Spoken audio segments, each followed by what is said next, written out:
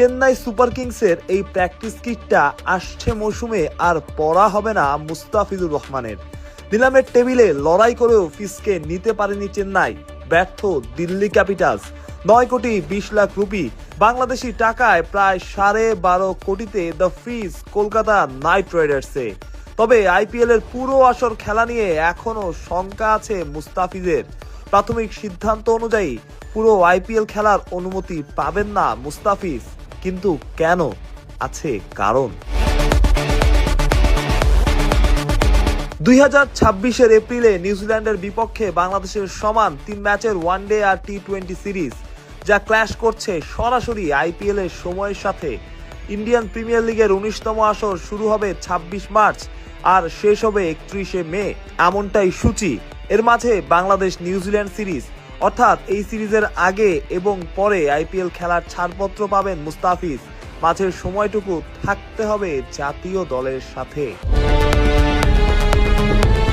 সবকিছু জেনেই অবশ্য মুস্তাফিজকে নিয়েছে কলকাতা, কারণ ক্রিকেট বোর্ড আগে থেকেই আইপিএল ম্যানেজমেন্টকে জানিয়ে দেওয়া হয়েছিল কতটুকু সময়ের জন্য এই টুর্নামেন্ট খেলার ছাড়পত্র দেওয়া হবে মুস্তাফিজকে।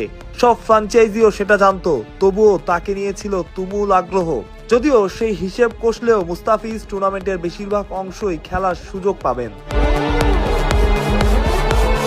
ক্রিকেট পাড়ায় অবশ্য গুঞ্জন, মুস্তাফিজের পক্ষ থেকে পুরো আসর খেলার অনুমতি চেয়ে আবেদন করা হতে পারে। খুব স্বাভাবিকই না, যাকে ঘিরে এত আগ্রহ। ইতিহাসের সর্বোচ্চ দামে দল পাওয়া বাংলাদেশি ক্রিকেটার, বেশিরভাগ সমর্থকই হয়তো চায় মুস্তাফিজ এই সুযোগটা পাক। আপনার কি মনে হয় সুযোগটা পাওয়া উচিত কি? মুস্তাফিজকে খুব করে চেয়েছিল দিল্লি। গত আসরে এই দলটাতেই মুস্তাফিজ খেলছে একই ফ্র্যাঞ্চাইজির দল আইএল টি-20 দুবাই ক্যাপিটালসেও। তবে শেষমেশ দিল্লি চেন্নাইকে ছাপিয়ে গেল শাহরুখ খানের কলকাতা। সাকিব আল হাসান, লিটন দাসের পরে এবার মুস্তাফিজ। যেমনটা শুনছিলেন, প্রাথমিক সিদ্ধান্ত অনুযায়ী মুস্তাফিজ পুরো আসর খেলার সুযোগ পাচ্ছেন না।